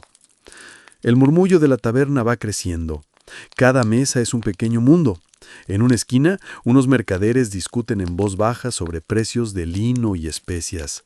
En otra, un par de campesinos cantan una tonada repetitiva que parece no tener fin. Y en tu mesa, el cansancio del día empieza a diluirse en chistes y exageraciones. Uno de tus compañeros levanta la jarra y proclama: «Hoy he cargado más piedra que 3 mulas juntas». Todos los miran con escepticismo, hasta que otro suelta: «Pues la mula que cargaste debía de ser la tuya, porque estabas todo el día parado en la sombra». Las carcajadas retumban y por un momento la taberna parece más alegre que cualquier catedral consagrada. El humor era un ingrediente constante en la vida medieval. Frente al peso del trabajo, el hambre y la enfermedad, las bromas eran un escudo tan necesario como cualquier amuleto. Reírse del vecino, de uno mismo o incluso del maestro de obras era una forma de mantener la cordura. La cerveza continúa corriendo, servida en jarras que nunca parecen lavarse del todo. Entre trago y trago llegan también pedazos de pan duro y un guiso indefinido en el que flota algo que juras era un hueso o tal vez un zapato viejo, pero nadie protesta. En la taberna lo importante no es el sabor, sino la compañía. Las conversaciones giran, como siempre, hacia lo que circula de boca en boca. Noticias de pueblos cercanos, rumores de guerras lejanas, cuentos de reliquias milagrosas. Un hombre asegura que en un monasterio no muy distante guardan un fragmento de la cruz de Cristo. Otro replica que en su aldea hay un diente de San Pedro y que al tocarlo se curan los males de estómago. Tú los escuchas y piensas que, con tanta reliquia repartida por Europa, el cuerpo de los santos debe haberse multiplicado milagrosamente en miles de pedazos. Las risas no se hacen esperar. Alguien añade: «Pues yo tengo una reliquia en casa, la sandalia de mi suegra. Y con lo mal que huele, seguro que espanta hasta al mismísimo demonio». El grupo estalla en carcajadas y casi se vuelca una jarra. La chimenea cruje, lanzando chispas que iluminan las vigas ennegrecidas. El fuego hipnotiza y por un momento te quedas mirando las llamas como si fueran las vidrieras de colores que algún día adornarán la catedral. El contraste es brutal. Allí, solemnidad y geometría sagrada. Aquí, humo, madera y vino barato. Pero en ambos lugares, algo en común. La gente se reúne para sentirse parte de algo más grande. El tabernero, siempre atento, rellena las jarras sin que nadie lo pida. Tal vez sepa que las monedas suenan mejor cuando las lenguas se sueltan. La música improvisada de un laúd desafinado empieza a colarse entre las mesas. Un aprendiz de cantor prueba un verso, desafina, pero nadie parece importarle. Al contrario, alguien lo acompaña golpeando la mesa con los nudillos y pronto medio salón entona una melodía que se tambalea entre canto y griterío. La oralidad era fundamental en las tabernas medievales. Allí se transmitían noticias, canciones y leyendas. Lo que no estaba escrito se contaba, se exageraba y se transformaba con cada repetición. Las tabernas eran, en cierto modo, los periódicos vivos de la época. Con cada historia, con cada risa, sientes cómo tus músculos, tensos todo el día, empiezan a aflojarse. La fatiga no desaparece, pero se hace más llevadera. El murmullo de voces, el calor del fuego y la certeza de estar rodeado de compañeros crean un refugio tan real como las paredes de piedra que construyes de día. Al final, Cuando la noche avanza y las garras quedan vacías, algunos caen dormidos sobre la mesa. Otros, tambaleándose, salen a la calle fría entonando canciones que ya no recuerdan ni cómo empezaron. Tú te quedas un momento más, observando la escena. La taberna no es sagrada, pero en su caos encuentras algo parecido a lo divino. Una comunidad que ríe, que sufre y que resiste junta. Te levantas al fin, el banco cruje bajo tu peso y dejas unas monedas sobre la mesa. Afuera la noche te recibe con su aire helado. Caminas hacia tu refugio, sabiendo que mañana volverá la dureza del trabajo, pero también sabiendo que cada jornada termina con este bálsamo de humo, risas y cerveza ligera. Y piensas, si los santos se veneran en los altares, los obreros encuentran su santuario en las tabernas. Regresas por las calles ya casi vacías, con el frío de la noche mordiéndote los dedos. La catedral queda atrás, envuelta en sombras, como un gigante que duerme sobre los cimientos que tú y los tuyos levantáis cada día. No la miras mucho, ya tendrás suficiente con verla mañana, cuando vuelva a reclamarte con su peso de piedra. Ahora, tu destino es otro. Tu casa aparece ante ti como un refugio modesto, casi escondido entre otras iguales. Paredes de adobe, vigas de madera y un techo de paja que cruje con cada ráfaga de viento, como si quisiera recordarte que ni siquiera en tu descanso estás completamente a salvo. Empujas la puerta, hecha de tablas mal ajustadas, y entras en tu pequeño mundo. El interior es simple, sin adornos, apenas una estancia única, donde todo ocurre al mismo tiempo: comer, dormir, conversar. En un rincón, la mesa de madera tosca donde se amontonan cuencos y jarras de barro. En otro, el espacio del lecho, un montón de paja fresca cubierto por una manta áspera, lo justo para engañar al frío. Las casas de los obreros medievales eran así: una sola estancia compartida, techos de paja, paredes de barro, camas hechas de paja o de lana cuando la suerte acompañaba. Lujo era una palabra reservada para otros, no para ti. Te quitas la túnica de trabajo, endurecida por el polvo de cal, y la dejas colgada cerca de la entrada. La cal parece incrustada en tu piel, como si fueras una extensión más del muro que has levantado. Intentas sacudirte, pero sabes que no saldrá del todo. Mañana despertarás con la piel áspera, recordando el contacto con la piedra. Te recuestas en la paja. El olor es fuerte, mezcla de hierba seca y tierra, pero lo reconoces como tuyo, como parte de tu rutina. El cuerpo por fin empieza a soltar la tensión del día. Los músculos, exhaustos, se hunden en la improvisada cama como si hubieran estado esperando esta rendición desde el primer golpe de mazo de la mañana. El silencio nunca es total. Escuchas perros ladrando a lo lejos, seguramente vigilando algún corral. Un carro pasa lentamente por el camino, las ruedas de madera crujientes como si llevaran siglos rodando. Desde algún lugar cercano, un búho ulula, recordándote que la noche también tiene sus guardianes. Estos sonidos, lejos de inquietarte, te acompañan. Es el murmullo del mundo que sigue su curso, incluso cuando tú decides descansar.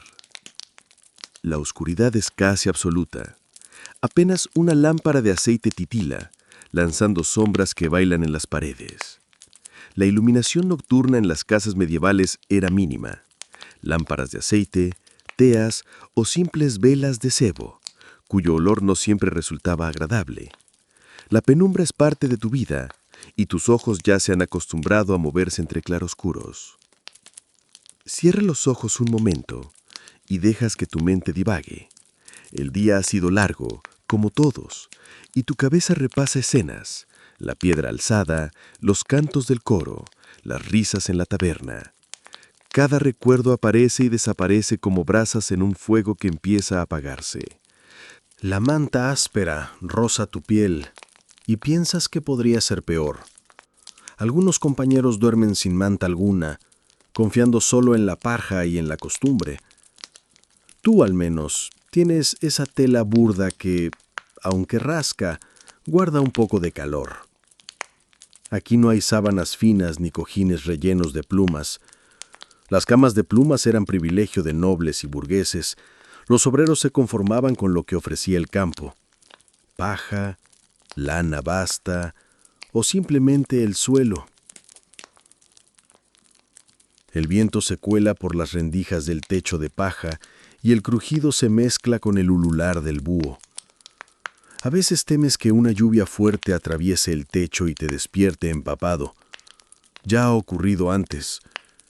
Despertar con gotas frías en la cara, como si el cielo quisiera recordarte que tu refugio es frágil. Pero esta noche, al menos, parece que el clima te concede una tregua. A lo lejos, un rumor de voces se extingue. Seguramente algún grupo que todavía canta al salir de la taberna. Te sonríes porque sabes que mañana esos mismos despertarán con dolor de cabeza y poca gana de levantar piedra. El humor te alcanza incluso en la penumbra. Cierras los ojos de nuevo y piensas en la ironía. Durante el día, trabajas construyendo un templo que se alzará hacia los cielos, una obra que durará siglos. Pero tu propio techo amenaza con caerse al primer vendaval serio. Si hubiera santos especializados en proteger tejados de paja, ya habrías rezado 1000 plegarias. El cuerpo comienza a entregarse, pesado, rendido. Sientes como cada músculo cede, como la respiración se hace lenta. Entre sueños el murmullo del día vuelve a ti. El golpe del cincel, el canto de los aprendices, el bullicio del mercado, todo se mezcla con la cadencia de la noche, como si el mundo entero te arrullara. Dormir era, para los obreros medievales, un lujo necesario. La jornada de sol a sol dejaba poco margen y el descanso no siempre estaba asegurado. Los colchones de paja no solo eran incómodos, sino que solían llenarse de insectos. Te sorprendes de no pensar en ello ahora, aunque sabes que más de una vez has sentido el cosquilleo en medio de la noche.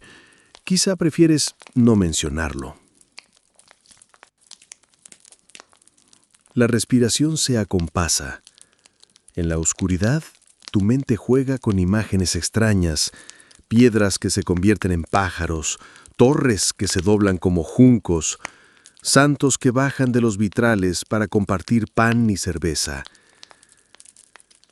Los sueños, lo sabes, son un refugio más, un espacio donde todo puede suceder sin peso ni esfuerzo. Tu última conciencia antes de rendirte del todo es el sonido del techo crujiente, como una canción rústica que acompaña tu descanso.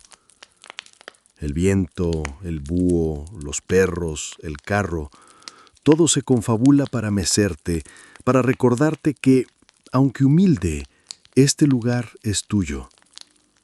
No será eterno, no será seguro, pero esta noche es suficiente. Y en ese susurro final, cuando el mundo se disuelve, piensas: mañana otra vez la piedra, otra vez la cal, otra vez la catedral. Pero ahora solo queda el sueño. Te acomodas en la paja, con el cuerpo aún vibrando del cansancio acumulado. Crees que te dormirás de inmediato, pero la mente se resiste a obedecer. El día, con todo su peso, sigue vivo en ti.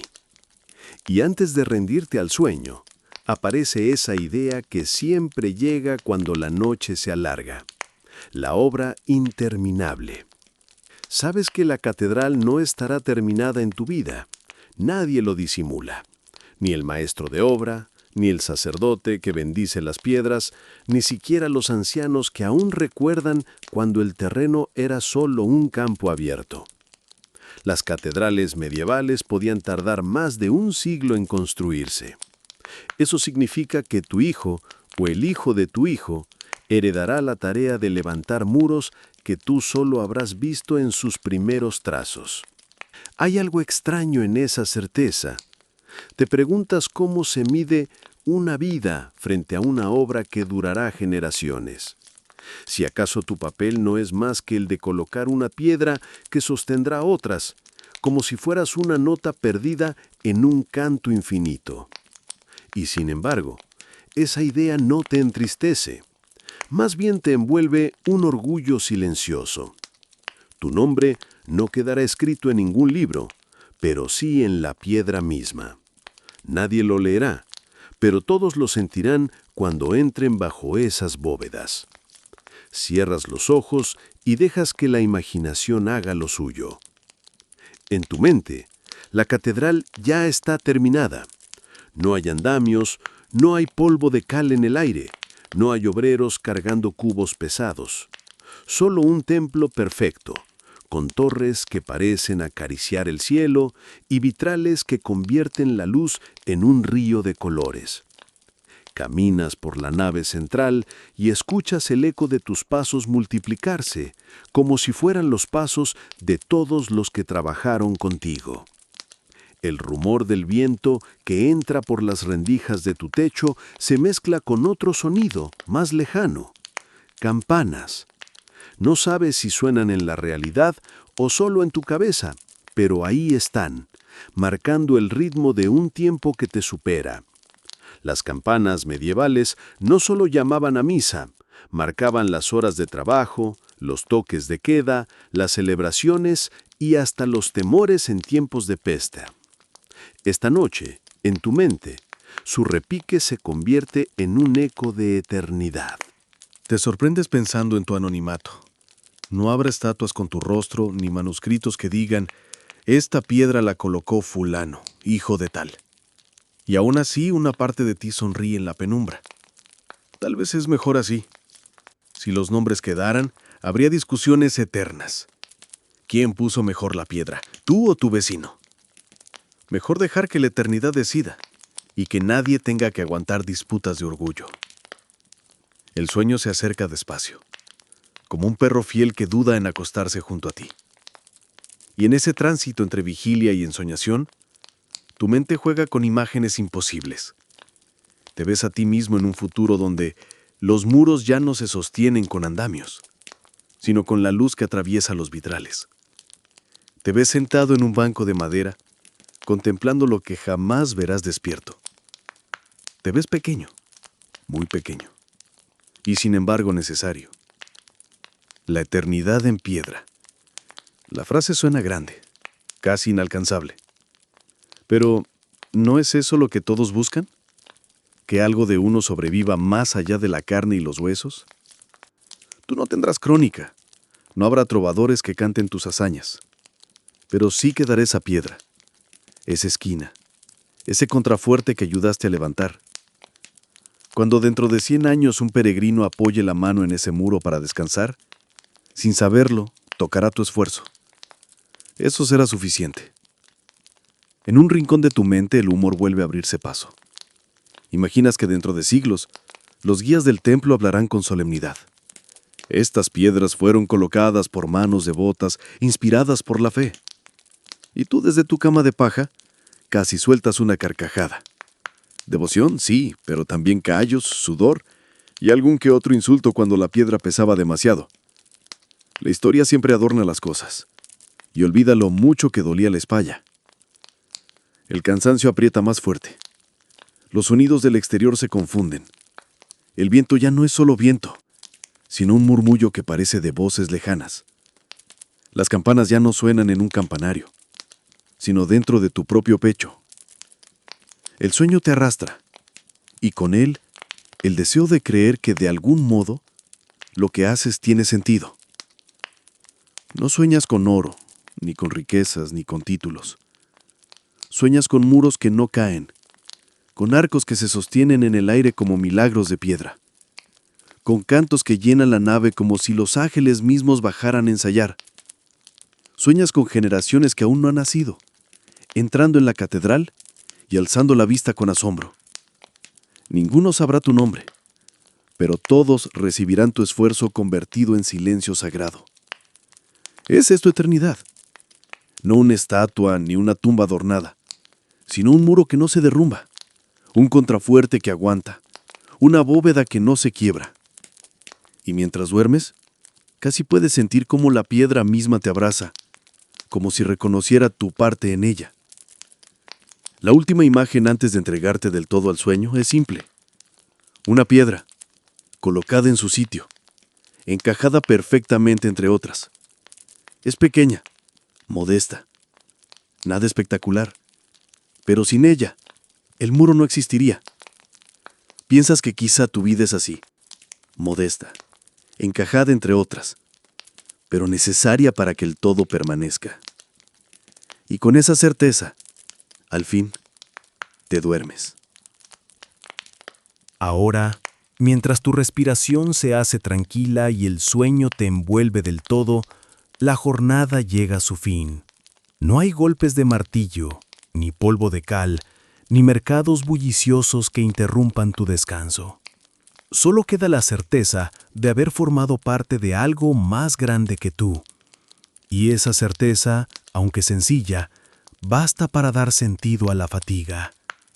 El día que acabas de vivir se parece a tantos otros: trabajo, esfuerzo, cansancio, conversaciones compartidas, supersticiones, canciones, cerveza en taberna y un techo humilde que te protege de la noche.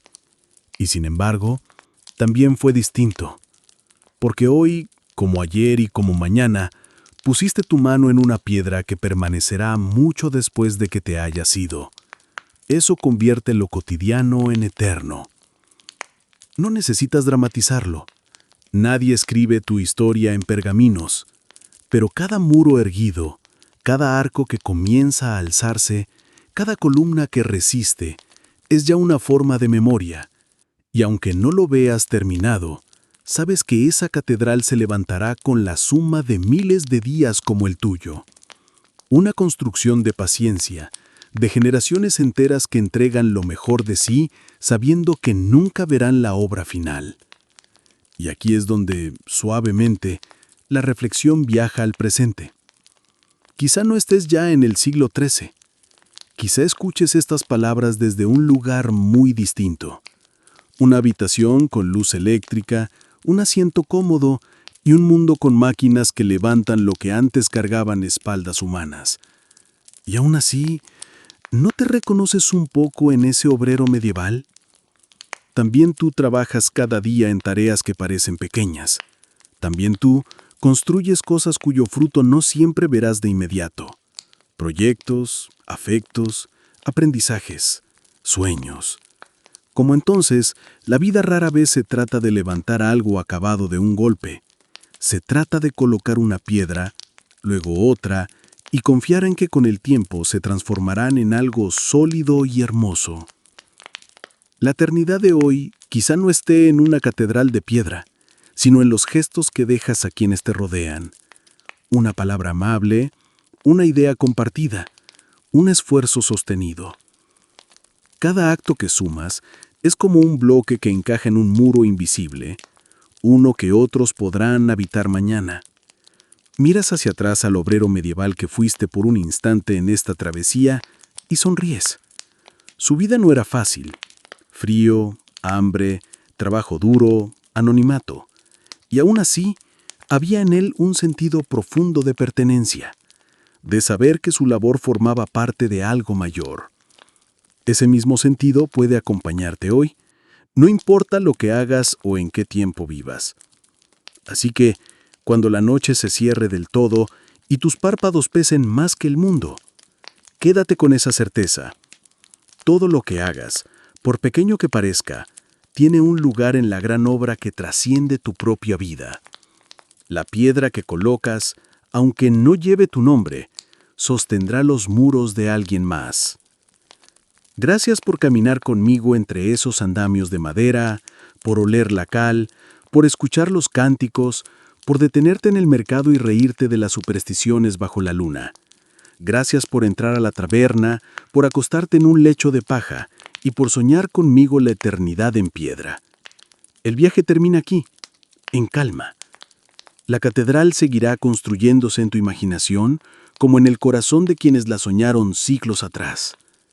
Y cuando cierres los ojos, quizá aún escuches ese eco de campanas lejanas, recordándote que todo lo que permanece comienza siempre con un gesto pequeño.